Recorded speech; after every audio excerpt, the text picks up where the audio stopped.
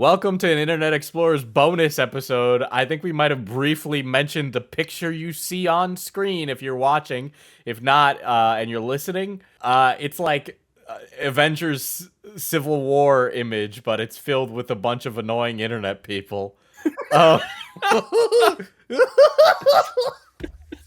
And so I asked Beckett, I'm like, let's go over some of these people and kind of just explore the image, because this was like a really, people were retweeting this like crazy. This was like a big like, oh my god, this they are transcending political lines with this relationship. Um, Can I just say that Lacy Green was not that tall or that thin? Oh, listen. If Lacy Green approached me, I would not say no. I understand. Chris Reagan is I also like Puerto Lacy Rican. Green. I'm just saying that doesn't really look like Lacy Green. Okay? No, it doesn't look like Lacy Green at all. No. I agree. So this image was around the peak of the culture war. So like 20, yeah, it's even marked as 2017. This image is marked as 2017 by Brent Cherry. This is a drawing. Valcrust lovers. Yeah, so Chris Reagan originally started off as like a anti-SJW commentary channel. He'd comment on politics, and then do it with like a irreverent, I'ma kill myself millennial comedy. The best kind of comedy. Yeah, it totally didn't get overblown. Lacy Green was an SJW girl.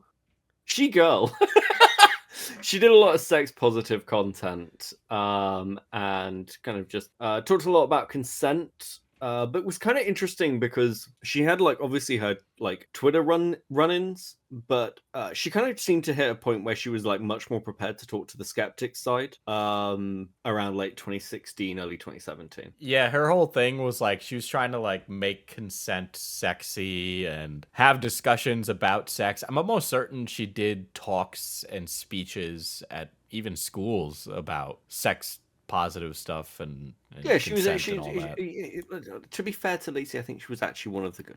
She was one of the good ones.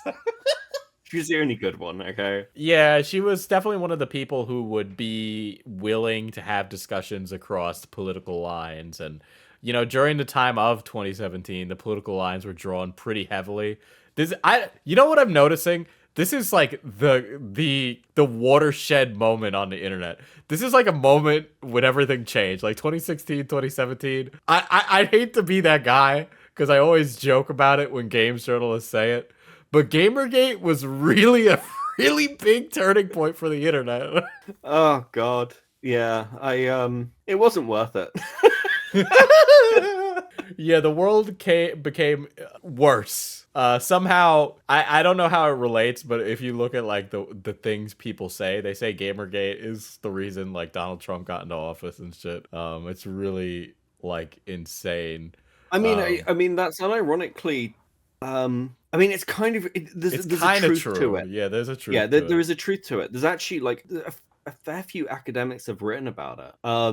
Just the internet and cultural impact because of Gamergate and like 4chan and like things like Pepe and everything else. They came at a point where it was able to detoxify, at least in like the general public mind, an awful lot of the random shit Trump was saying. So like the traditional approach that had been like growing through Twitter of like media control or like media control generally didn't work because Trump was able to get his message out to like the general population pretty fucking easily. And yeah, the thing is the anti-SJWs kind of won, actually. It's a really weird one. At least the internet war, they won the better way to put it. They won the battle in lots of ways. Over like the coming years, a lot of them would get banned and everything else. But certainly on the internet, feminism didn't really get a foothold back. And that's why they all went to like the real world and real world politics and things. They sort of had to. With this image specifically, Chris Reagan and Lacy Green, because Lacy was willing to talk, one of the creators happened to riz her up, as the kids would say. And Chris and Lacy started dating. They were in a relationship. Yeah. And this like really set people off There were a lot of people who were mad at Lacy, calling her like a traitor to like the cause by going with Chris. A lot of people on Chris's side are like, oh, you changed her, you fixed her. And it basically became an entire internet discourse about their relationship. They didn't really make it public a lot of the time, but there were pictures, and so that was enough for people to speculate and have plenty of things to say. So most of the people in here did say things, but they were considered like look, we could all get along and have sex. I absolutely think Andy Warski wanted to fuck Frankie. I'm not. This isn't a joke. This isn't a ha-ha. Listen, he had covered her constantly, and Andy Warski absolutely, in my opinion, wanted to fuck Frankie. There's no question. It's been my headcanon for years. He was just like, why couldn't it be me? Why couldn't it be me? Is it when all the drugs started kicking in? No, that's why he ended up on them. He was like, I need to numb the pain. So there's a lot of people in this. That guy in the top right is Steve Shives. I know that. Steve Shives. Yes. Yeah. Do you remember who Steve Shives is? Oh, I remember. I recently did a stream on him. He's still kicking around. No fucking way. He is still kicking around. He does Star Trek reviews and skits, and they're fucking terrible. Damn. They're so bad. Yeah, go. Like, just search Steve Shives. So Steve, from what I remember, got famous for his ability to block everybody on the internet all the time. Oh wow. Oh yeah, he like mass blocked everyone on Twitter. Yeah, he mass blocks everybody all the time. Videos about politics, social issues, Star Trek, pop culture, general smartassery. Okay, buddy. Okay. Is that his one of his skits? Yeah. Sure. Yeah. Let's look at it.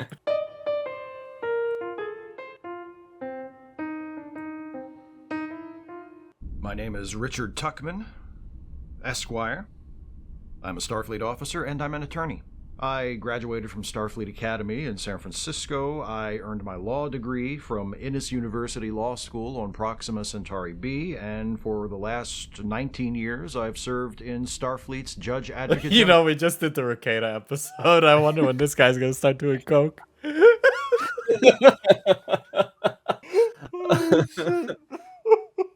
Corps. No, most people don't realize Starfleet has a JAG Corps, but they do. The JAG Corps has attorneys, officially called Judge Advocates, stationed at every Starfleet outpost, on every starship. We are among the most knowledgeable legal minds in the known galaxy. We have studied not only... Okay, are there supposed to be jokes No, here? it's just this, and it's fucking awful. Every single one of them is like this. It is unwatchable. What's the comedy? I don't get it. There is no comedy. Steve Shives is a male feminist. He doesn't understand what fucking comedy is. This is responded to positively by an audience. Yeah, of retards. You know, retarded people watch this.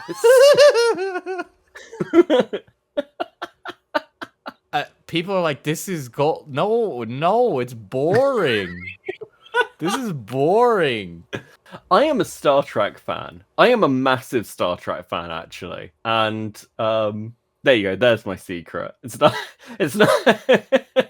It's not bronies. It's not any of this shit. I'm just actually a massive Star Trek fan and a complete fanboy. And even I find nothing entertaining in this. Nothing about it. It's just, this is Steve Shives' excuse to go and buy a Star Trek uniform. That's it. It's fucking awful. You know, the problem is that he's definitely made more money than I did this month on these bad skits. This has 122,000 people have watched that. Yeah, that's true. But when Steve Shives dies, nobody's going to miss him. Yeah, nobody will miss him. Well, nobody will know because they're blocked by Steve. Nobody will be able to get on see his tweet that he died. But yeah, the only reason people know of Steve Shives, the only reason I remember who Steve Shives is because he's an opinionated guy who would block every single person who had a minor disagreement with his opinions, and that was it. Yeah. Who else is on here? We got Mundane Matt. Oh, we got Mundane Matt. Yeah, rolling boulders. Yeah, rolling boulders. So Mundane Matt, Beckett. Who's Mundane Matt? That's a very good question, Diesel, because nobody remembers. He was sentenced to 10 years of irrelevancy by Keemstar. Mundane Matt is one of the early Gamergators. In fact, he is a linchpin Gamergator. Mundane Matt channel is what kicked off the massive sort of YouTuber revolution against feminists. He made a video on Zoe Quinn, who was sort of like patient zero, and she false flagged it. And when that happened, everyone went, fucking insane, and went to war with the feminists. Now, the irony of Mundane Matt is his fame comes from getting false flagged, and that also ended his career when he was caught mass false flagging people. Live on stream. That's Mundane Matt. He's still making things. You can bring up his channel as well. That's Might as well. right. He is. Pretty fair. He Actually, bring up Mundane Matt crying. Jamie, bring up that guy crying, please. Bring up that grown man in tears. Am I right in thinking, did he try and stab somebody at his church? How can you say that just completely out of pocket? Now I have to leave that part in because that's insane. There was a story Metica told around the time that Matt was stalking some girl at his church or something, and that's why then it was the pastor's daughter or something, and that's why he was forced to leave his church. I have to drag it up. I'm probably completely wrong for disclosure purposes. I know Mundane Matt doesn't have the money to sue me, but you never know. Oh fuck. Where is it? It was this one. Oh fuck, he took down Polly the polar bear as well. Okay, I found it. I am so good. I'm so proud of myself. Go me.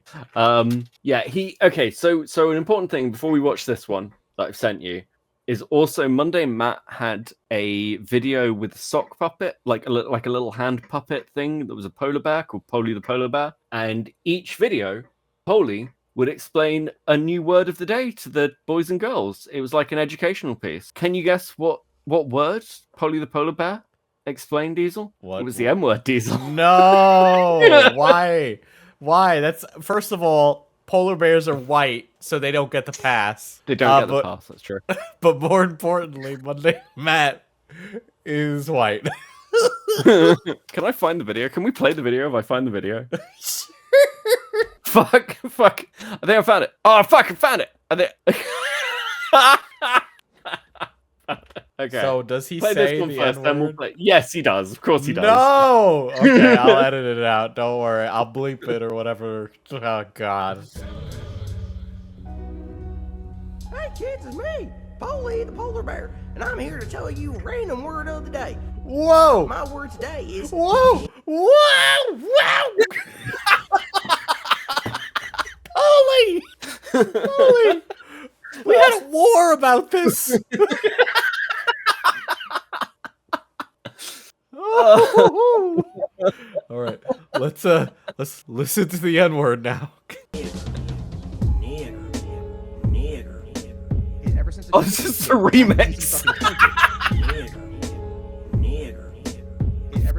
Okay, so this guy made a song. I think this is a remix of it. That's fucking hilarious. Okay, I can't play any of that. I can't play any of that. But I just want you to picture this, audience. Picture a song where the only word is the N-word, and it's a big fat white guy saying it. So most of the people who use it. Easy fucking target. We found a dude in the middle of fucking nowhere who's giving away boulders. Rocks are fucking expensive. I'm just gonna put out my statement, go run this errand, pick up these boulders. I went. Okay, so explain to me the boulder thing, please. So the way the Mundane Matt end of his career stream started was Killstream went live with Ethan Ralph and Medica, and then the stream got struck, and Medica. And they were talking about Mundane Matt, and the stream got struck right at the beginning. And then they started up another stream, and Jim just goes, "It's Matt. Matt is striking channels. Anytime anyone talks about this fucker, They get struck. They get hit. He's got Google alerts on. So they start talking about the fact that they believe Matt's striking channels. Mundane Matt comes on, and he's like, no, guys. I wasn't striking channels. I can't have been. I was out collecting boulders. And they went, what? So his argument was that somebody nearby on like Facebook Marketplace or some shit had a load of free boulders. So he'd gone with his kid to get these boulders, which he described as really nice boulders, to load into his car and take home. That, to no one's surprise, was a fucking lie. Okay, good to know. Anyway, here's him crying.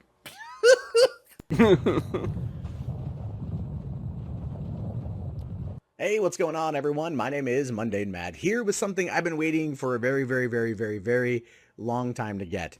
A package just arrived for me. I'm going to assume that it's from YouTube. I haven't opened it up all the way yet. I just made. Let me skip to where he's crying, because that's what we're here for, to see a grown man cry. Because we're bad If you're wondering if like all of Matt's videos were this incredibly boring, yes. Other than Polly the Polar Bear, Matt was an incredibly and is an incredibly dull individual. He's the sort of person where, like, again, if he died, people wouldn't realize. They'd just be like, "Oh, is Matt making the same content still?" And it's like a fucking corpse in a revolving chair. That's it. Was touched by what you did. They were inspired or challenged.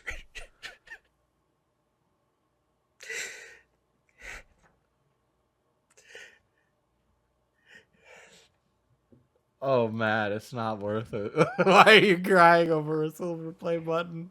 Do you have a silver play button, Diesel? Yeah, I do. Did you cry when you got it? Okay, fun story.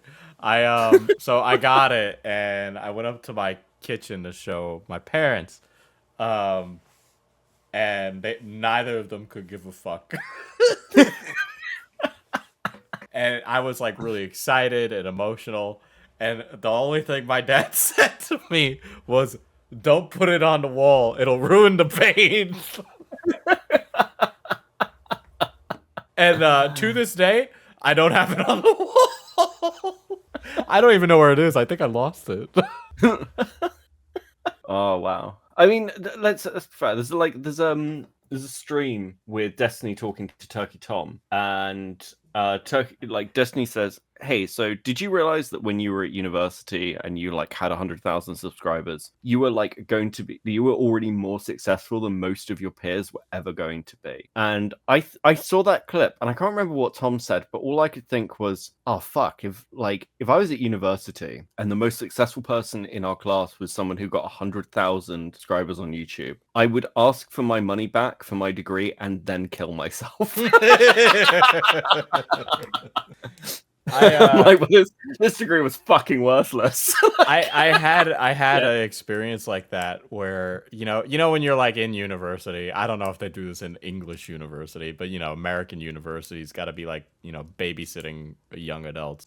They'd go around and they'd say like, "Okay, everybody say one cool fact about you," and I had just started saying to people that I do YouTube as a job, because it was just it was probably the most interesting thing, and usually start a conversation. Plus, I went to film school, right? Yeah. So I said this to a professor, and he was like, "How many subscribers do you have?" And I was like, "Oh, such and such amount." I don't remember the specific number at the time, but it was over 100K by then. And he was like, "Why are you here?" And I said, I don't know. I guess I've already done 2 years. I might as well finish it out." He's like, "This is a waste of time. You shouldn't even be in this class." And I'm like, "I know." And that was the worst thing I had ever been told. Where it's like, you should be somewhere else right now. This is not where you should be. Oh fuck. Yeah, no, that sounds. Don't worry, right. I'm sure that counterterrorism degree is coming in mighty handy these days.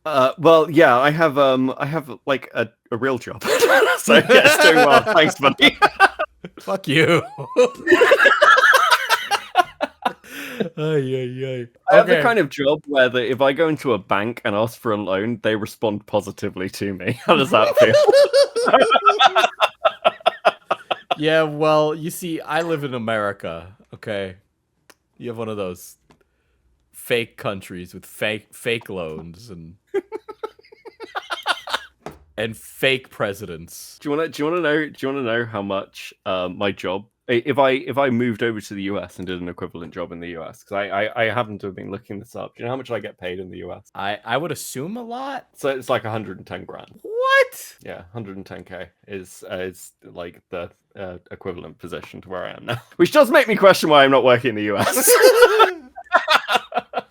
Yeah, 6 figures, baby. I do not get paid that here. I just want to be clear. Yeah, I have. There is a mutual friend of ours. She is a microbiologist, master's in microbiology. But draws porn for a living instead because she can't make that kind of income in her country. Yeah, no, it's it's a fucker. I mean, yeah, I'm pretty open about the sector I work in and things. It's all right. I get to do cool, fun things. But I think bring it back to this. It is an interesting one because I remember when I was younger thinking, oh, I'd love to be a YouTuber. Love to, even when I was like in my early 20s, it's like, oh, it'd be really fun to make content and like do things for myself and talk about interesting stuff online and make that my job. And having seen how that's turned out for so many people, I'm kind of desperately glad I didn't do that. Because especially like around the time when I was sort of growing up, the kind of communities I probably would have ended up in and the kind of content I would have made, I can't think of, other than Shoe on Head, I don't think this has turned out well for anyone involved. On either side, I mean, you look at Steve Shives and he's making like terrible Star Wars content, right? Like, it's not a good outcome. Yeah, there's not many people in this who are respectable individuals these days. I mean, I was doing YouTube so long that now it's like I have such a digital footprint. It's kind of hard to get a normal job because when you work in the film industry, they really care about like your I guess you'd say like the optics of it. But I had been told by big studios, they're like, we'd hire you, but you need to stop making YouTube videos. And I'm like, no. Who needs that when you have an amazing career talking about Matt Jarbo? Just Yeah, I get that. I think it's the optics of YouTube is always really weird.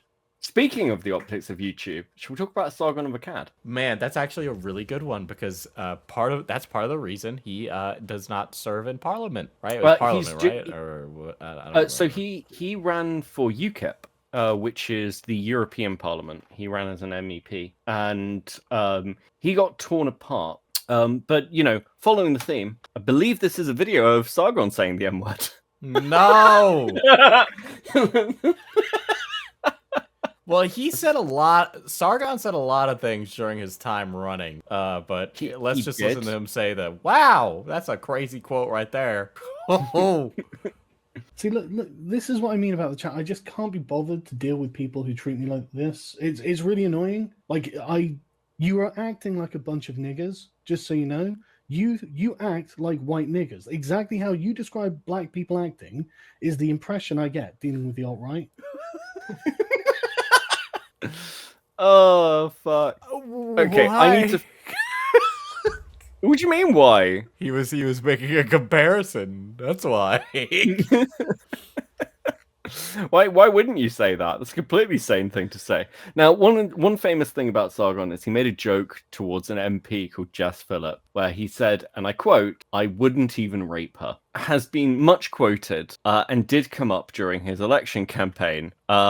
Would you like to see Sargon of Akkad be interviewed on national British television over this question? I mean, absolutely, of course. I'm guessing. Wait, I've definitely seen this clip, but yes. Jess Phillips last week. I want to ask you, why did you decide to choose rape when talking about Jess Phillips? I'm interested in why you're deliberately misrepresenting what's happened. Have you seen the video in question? Of course, yes. Right, and how would you describe that video? Why did you decide to choose rape? It's very important because you've been lying about me and I've been attacked in the street because of your lie. So this is... I've never lied about you, and you're here today. A lie by...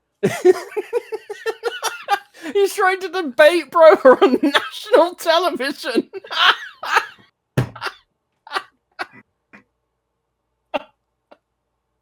Oh fuck! You can tell he's had zero political coaching. Because that is not, well, first of all, he wouldn't even made that quote unquote joke. But then, even more so, trying to debate bro his way out of it is wild. Yeah, Sargon is. It's kind of amazing that Sargon still has a career. Honestly, I mean, he currently does the Lotus Eaters, which is fucking terrible. It's fucking terrible. So. Yeah, prior to the UKIP stuff, the last time I heard of Sargon was when he was like legitimately entertaining the idea that the Earth might be flat. Wild change of pace. Like, there's another famous quote. I think he was. I think he was debating Amos Yee, who was somebody who was a. I don't know how else to put Amos Yee other than a pedophile advocate.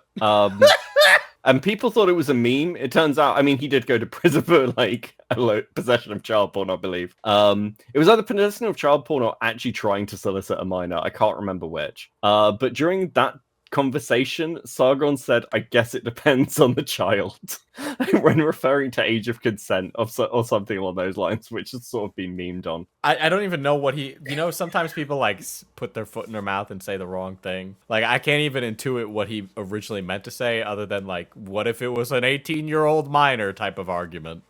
They were talking about like children developing like the mental capacity to have sex at different rates.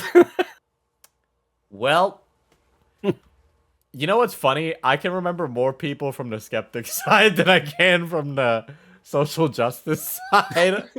I think one of them is Frankie. I think one of them is Frankie. That caricature in the back of a woman of African descent looks like Francesca Ramsey from BuzzFeed. I want it noted that Diesel is the one that noted that. No. Okay. No. You know what's, audience, Becca keeps trying to paint me as like this, like racist lunatic. But Francesca Ramsey was popular at that time, so it would make sense if that's her.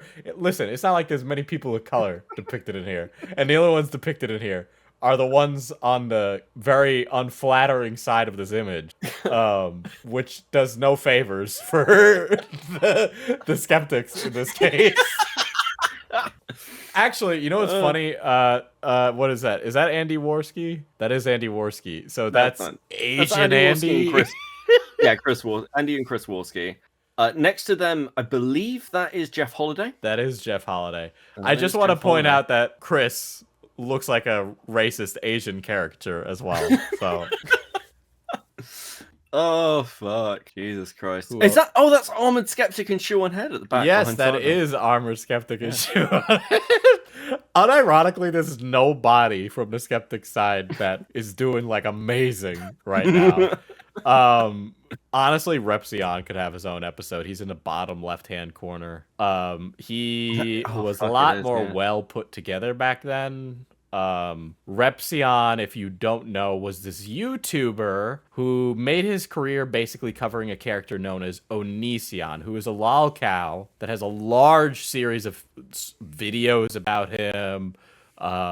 Chris Hansen went after Onision, and Repsion was one of the main detractors of Onision. Now, what happened to Repsion is that he kind of like got really to that, and that became his main source of income. So when Onision as a topic dried up, he switched to covering kind of like current drama, but he's really bad at it, number one. Number two, his life is completely dysfunctional.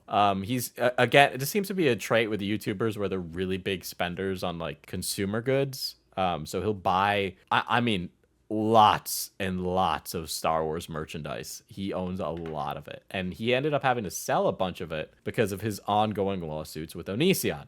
As well as his ex-girlfriend, who's like this crazy OnlyFans chick. And he was... He basically, what happens with Repsion is that he shares way too much of his life, and now he's like picked up a lot of bad habits from either his exes. So he's like this disheveled looking stoner who constantly talks about his personal relationships, and he's basically trying to milk his crazy schizophrenic OnlyFans ex-girlfriend now. It used to be that she was harassing him, but now it seems more mutual given how much time has passed. Repsion's still vaguely well respected, I'd say, but I mean, in my opinion, I'd say he's kind of a I don't know if you disagree with me on that, Beckett. You're welcome to. I mean, yeah, I think he's kind of a fucking quack, really. I'm just looking at the I've worked out who it is with a lightsaber, I believe. Is that Dave Rubin?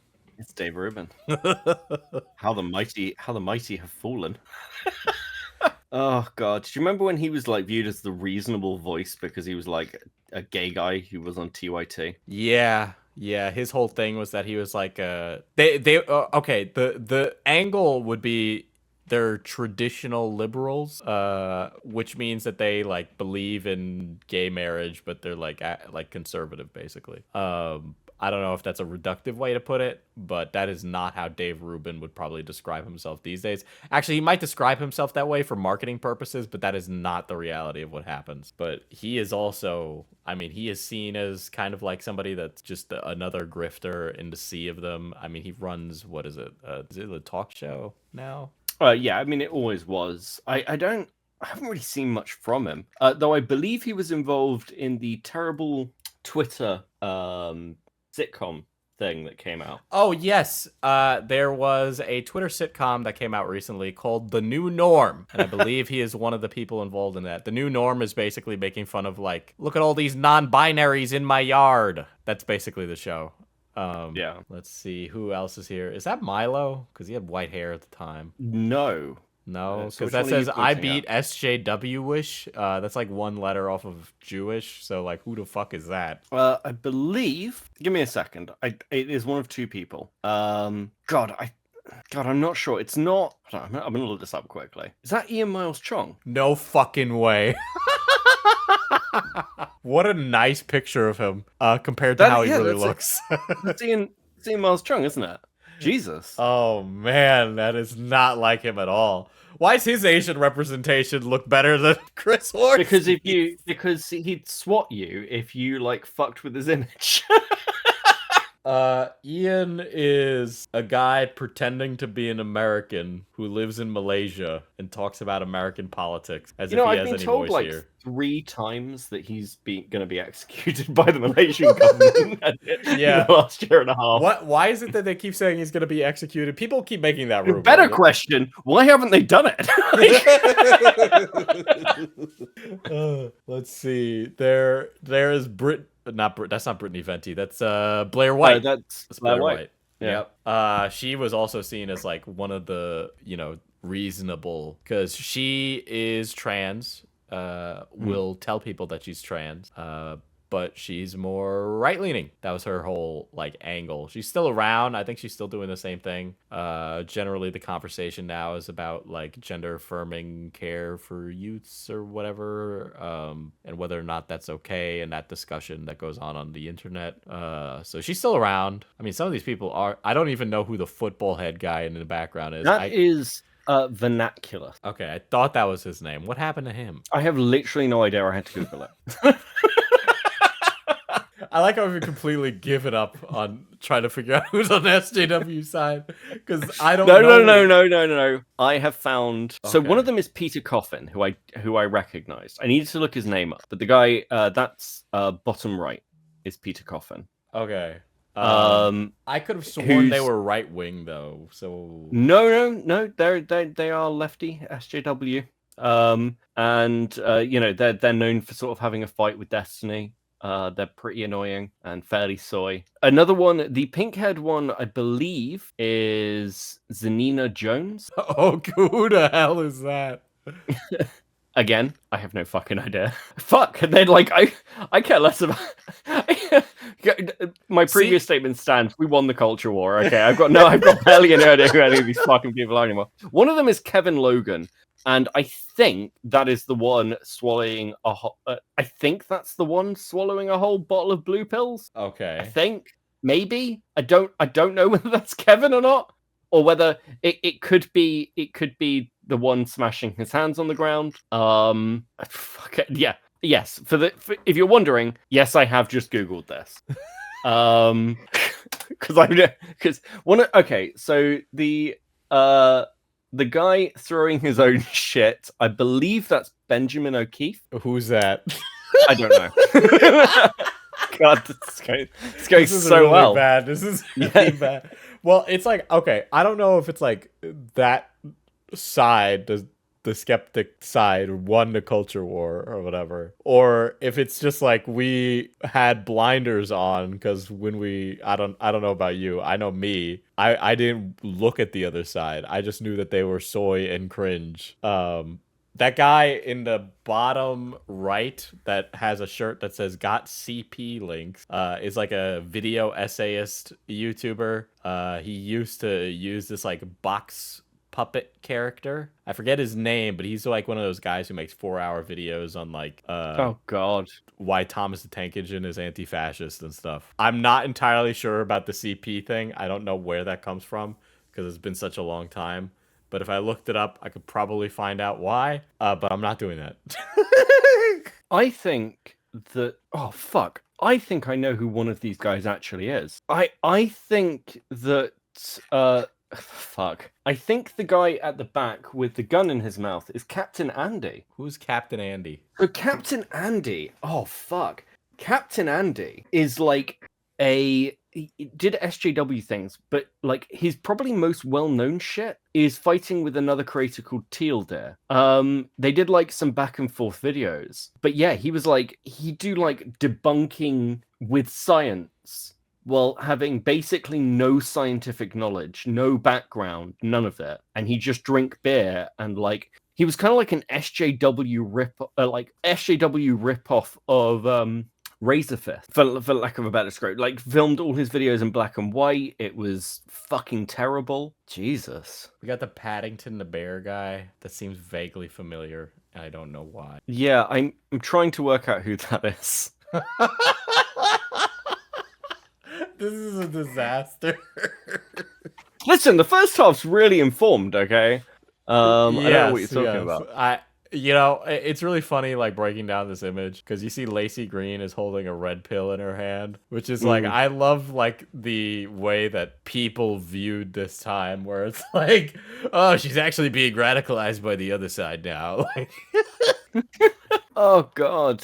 Is that Thom Avilia? Who's it? What's it? I think it's this guy. The hair looks the same. That little fellow with the little coif on his head. Little coif. It looks the same. It looks the same. I think that's who it is. Yeah. It's kind of hard when everything looks the way it does in this image, but yeah, I would say so. Yeah, most of the people I remember from that time, I remember Steve Shives because he was so like ridiculous, and I think most people would describe his behavior as ridiculous. Like, there's no reason. I think if you're somebody who engages with politics, to like shut out the opposition completely is very goofy. I remember Francesca Ramsey because she was on a big publication. I remember Anita Sarkeesian because she was like a hack shill. Who else? There was the guy that wrote for her that I can't remember the name of, but he was like a blondish guy, kind of stubbly beard, a little chunky. He wrote most of the Feminist Frequency videos. There was Brianna Wu, who formerly went to go run in Congress in Massachusetts. Yeah, she went around in Congress. She's back. It's going really well. Yeah, I mean, it's going better than a lot of these other people. Like, I know who Brianna Wu is still. Like, sometimes she shows up in my For You page on Twitter. Right, so she's, I guess, doing a little better. She works with a what is it, like a PAC or whatever, or one of those like political organizations that donates money to people to talk about certain things. So one person who I thought was in this image. He's made me record an episode back to back. Okay, I'm sorry. Being basically bullied. Beckett's trying to make me look bad, and like, he doesn't make me work too hard. Okay, right. Okay. Now, somebody who I thought was in this image but isn't, I've checked. Is someone I remember called Riley Dennis. Riley Dennis. Oh my god. Yeah, and this is a Blair White video. So Riley Dennis has one of those YouTube channels that I just have a really hard time not responding to. Most of the time, I just find Riley comical, like when he made t-shirts that said there are more than 2 genders, but when you went to buy them at checkout, you could only select 2 genders. I mean, you have to admit, you kind of played yourself there, Riley. My own merch coming soon, by the way. But occasionally he makes videos that I actually find so dumb and so inaccurate that I can... Let's just play a clip of Riley Dennis a little later in this video. I don't even know what they're going to say. Fuck out of here, Riley. But there are 1.6 billion Muslims in this world. That's a lot of people. Way too many for them to all share the exact same beliefs and principles. No one thinks that. Plus, even though people generally associate Muslims with the Middle East, the majority of them, about 62%, live in the Asia-Pacific region. Indonesia is the country with the largest Muslim population. And LGBT rights are shit in Indonesia, Riley. 3% of people in Indonesia think that homosexuality should be accepted by society. I can't That's believe we used to watch this content. I know, this is awful. This is actually fucking terrible. A lot of the things that Blair seems to be complaining about here also just are just completely different sentences. Like, it's not anything that like, you know, it's like that meme where it's like, yo, I don't like waffles, and then somebody's like, you fucking hate pancakes. It's like, no, bro, I love pancakes. It's a whole different sentence. But yeah, Riley Dennis was somebody that I know got videos made on a lot. Who else got videos made quite a bit? I mean, Zoe Quinn herself. Sean. Oh, Sean's still Sean around. Sean's actually pretty successful. I fucking hate Sean. I hate him. I hate his stupid voice. I hate his smug little avatar. It is pathological and at this point completely irrational.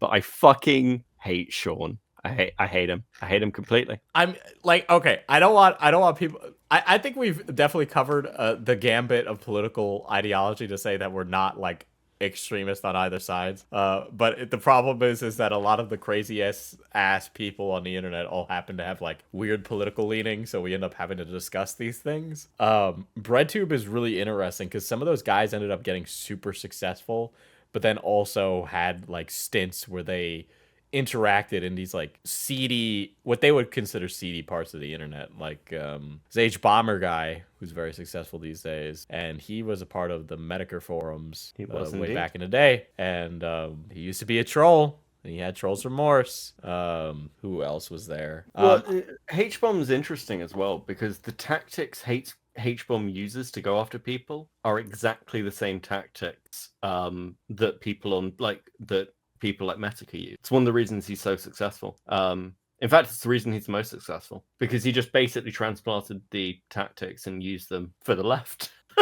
basically. You know, it's kind of he's kind of like an interesting parallel to Metica in that respect. But yeah, like, don't get me wrong, I'm left wing.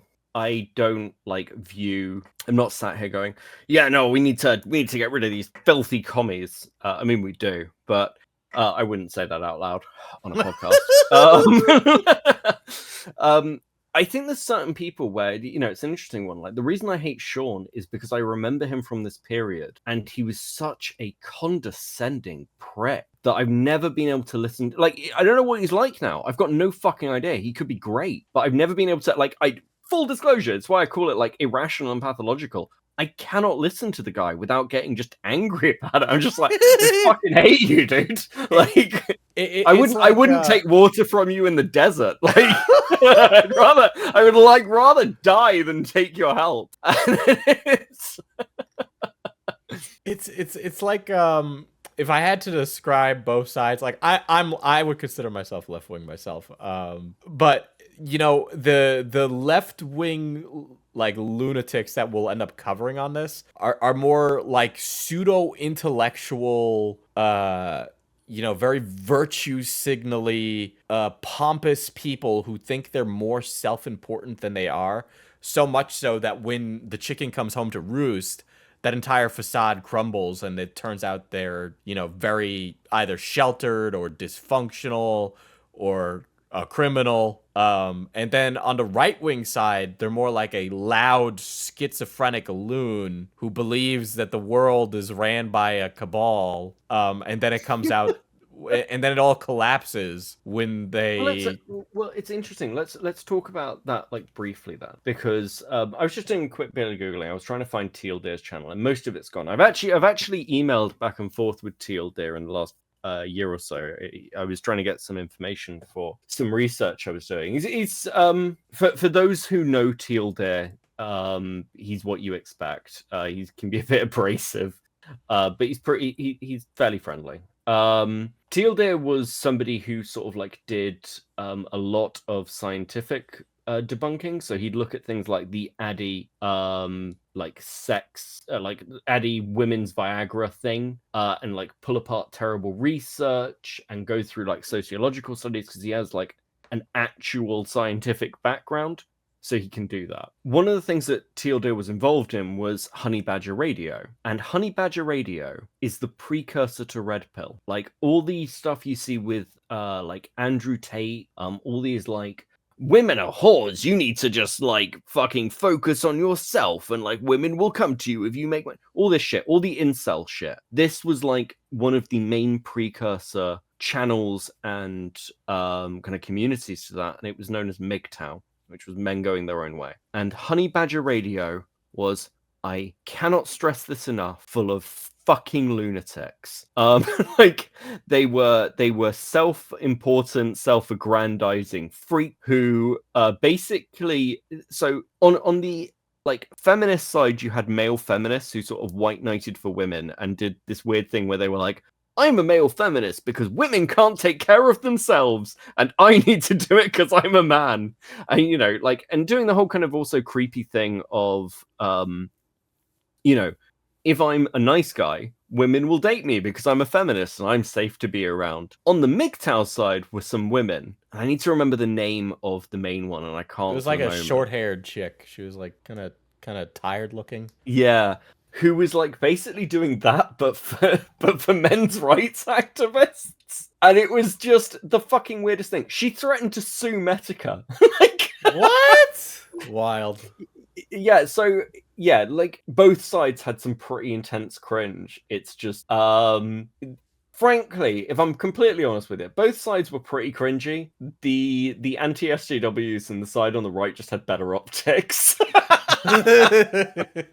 Oh fuck. Yeah, at least at the time, but then over time, I guess. Oh god, yeah. None of them can maintain it. Yeah. We need to do an episode on like MGTOW and Red Pill. I actually have that on the list of episodes, because there's so many different like little, offshoots from that. Like there's obviously the Red Pill, right? That's like the big one. Whereas like the Andrew Tate, and now apparently you also become Muslim when you take the Red Pill. But then there was like the men going their own way, and there's Black Pill, which is like the incel ideology of like actually women are actively evil.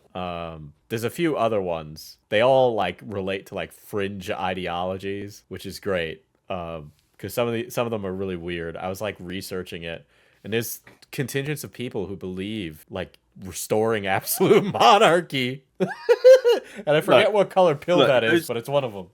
Okay. The monarchy is awesome for a start. Okay, the monarchy is great. Says the English. And anarcho-monarchism is the best way to structurally run a society. Well, as an American, I believe that an ANCAP society ran by Walmart is the best way to go. Listen, your country is falling apart, and it's because you guys refuse to pay me taxes. Pay your fucking taxes. It's been a long game that the British have been playing this whole time. It's gonna be weird when you guys airstrike us with a tiny Boris Johnson. It's all part of the plan. All right, well, I guess this was a bonus episode. So, Beckett, at this rate, this was just episode 3. Like, it was the same. Yeah, this was actually just episode 3. There's gonna be a beep somewhere at the beginning of this podcast episode, and that's actually Diesel beeping out the word bonus. He's like, "Yeah, we know, man." I think I'm gonna leave it in there, but now I'm just gonna call it episode 3, and I'll just publish it with the normal schedule. Not address it. Yeah. I mean, look at it this way. It puts us a week ahead. Yeah, that's good. And That's good. we'll actually have time to look stuff up instead of remembering everything about Nick Ricciardo off the top of our heads. That went well. It's good. So if you're listening to this in week 3 and you're like, wow, last week's episode was shit. Yeah, that's why we recorded another one. Anyway, Becca, where can people find you? People can find me at Cope and Seethe on Twitter and YouTube and in their walls. And you can find me at FPS Diesel everywhere, except for I am also at Diesel IRL, where I stream and upload very frequently, except this week, because I'm currently recording this. All right, get radicalized. Goodbye. Bye.